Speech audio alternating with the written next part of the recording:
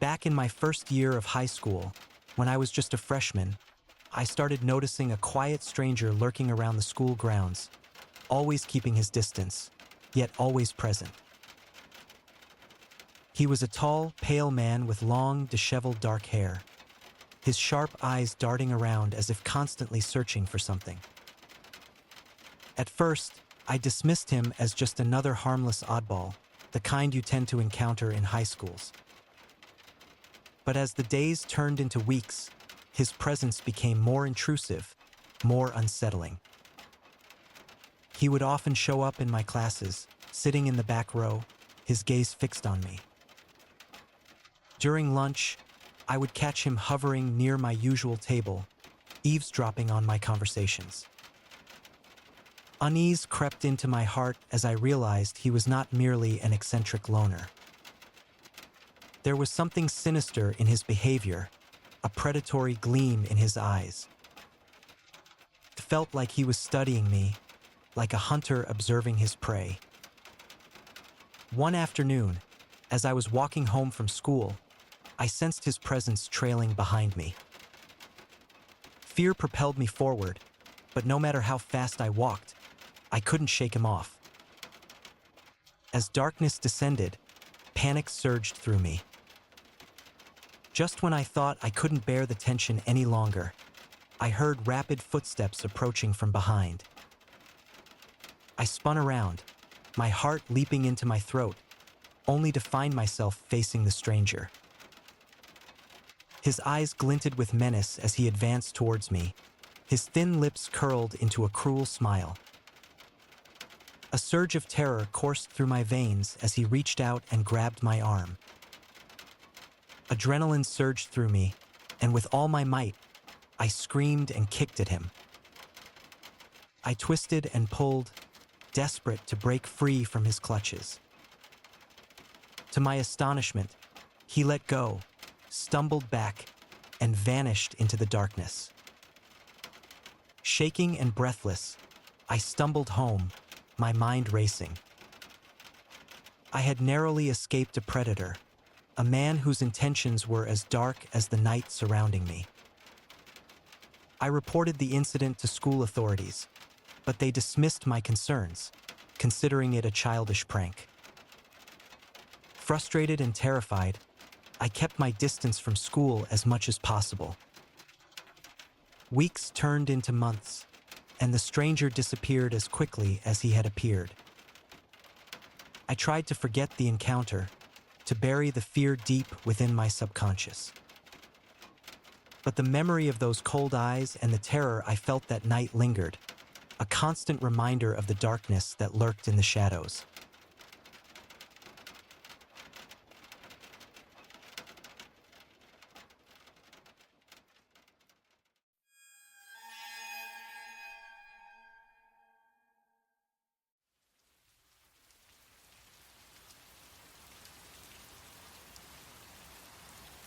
It was late at night when I drove to my friend's house.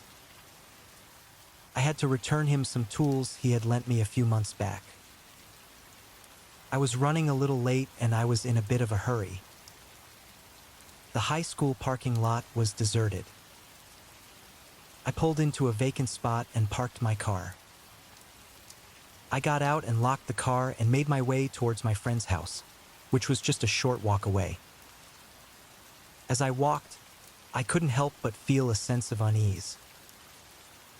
The parking lot was eerily quiet, and the only sound I could hear was the wind rustling through the leaves of the trees.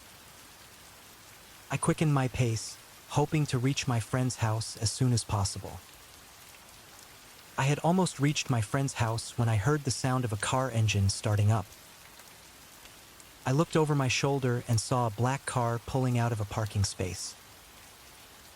The car slowed down as it approached me, and for a moment, I thought the driver was going to stop and ask me for directions.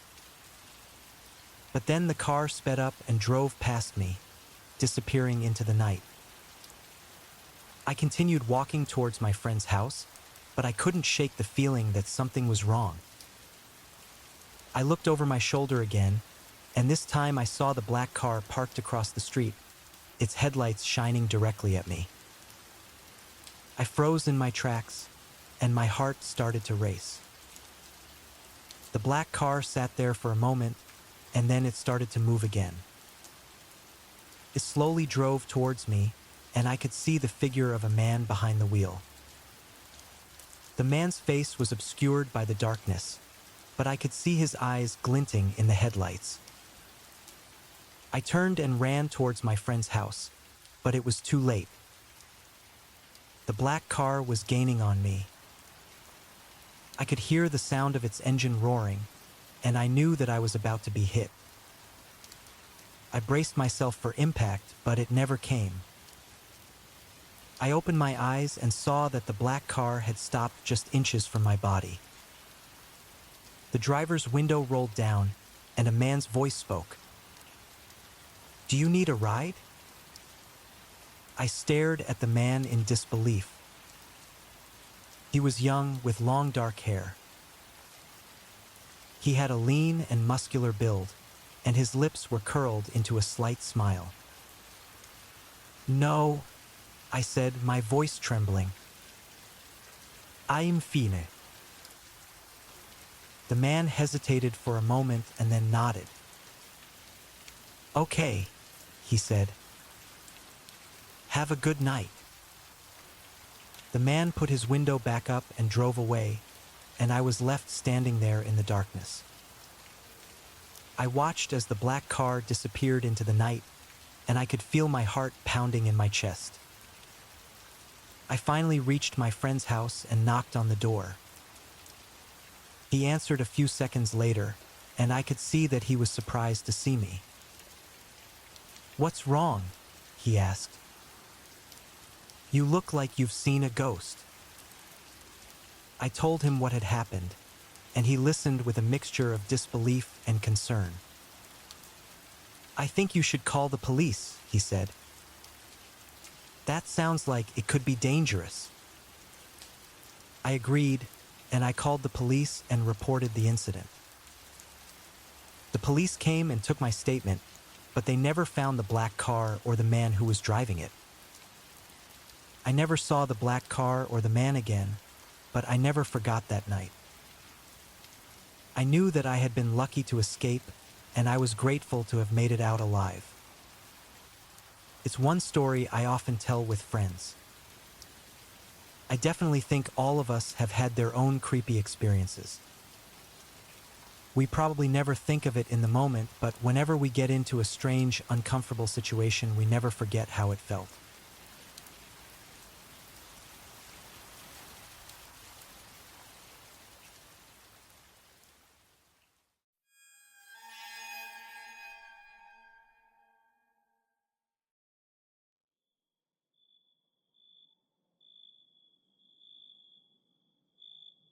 Once, while out hiking, I came across an abandoned old cabin hidden deep within the dense woodlands. The locals had always shared eerie rumors about it, claiming that it was the site of some unspeakable horror, making my skin crawl just thinking about it. Intrigued and a bit reckless, I pushed aside the decaying wooden door, stepping into a darkness that hung heavy like a suffocating blanket. Dust swirled in the faint light that crept through cracked windows, plaster crumbling from the walls, exposing ancient wooden beams underneath. As I ventured deeper, a sudden chill sent shivers up my spine. A soft thud from the far corner of the room echoed through the eerie silence. My heart pounded like a drum in my ears, sweat beading on my brow. I cautiously approached, holding my breath as each step creaked with an ominous warning. The thud came again, louder this time, just as I reached the source. It was an old rocking chair, swaying gently as if pushed by an invisible hand. The sight sent a jolt of terror through me, my mind racing for an explanation. Suddenly, a faint sound from behind made me spin. A figure stood in the doorway, blocking the meager light. Its silhouette cast an ominous shadow, and my breath caught in my throat.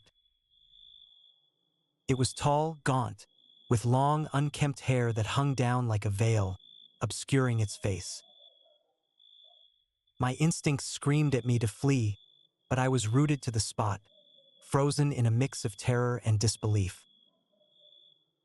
The figure moved slowly, its movements deliberate and predatory. I backed away, my eyes fixed on the menacing stranger, my heart pounding a painful rhythm. It advanced with a deliberate stride, closing the gap between us. In the dim light, I noticed its eyes, piercing and cruel, glinting with a malevolent promise. I tried to scream, but no sound came out, my voice trapped by the grip of fear. With a lightning-fast move, the stranger lunged forward, grabbing me by the neck. Its nails dug into my flesh, sending a wave of agony through my body. I struggled against its suffocating grip, my limbs trembling with desperation.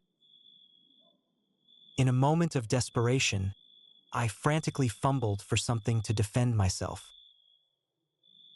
My fingers brushed against a heavy candlestick on a nearby table. With renewed strength, I grabbed it and swung it with all my might, hitting the stranger squarely in the head.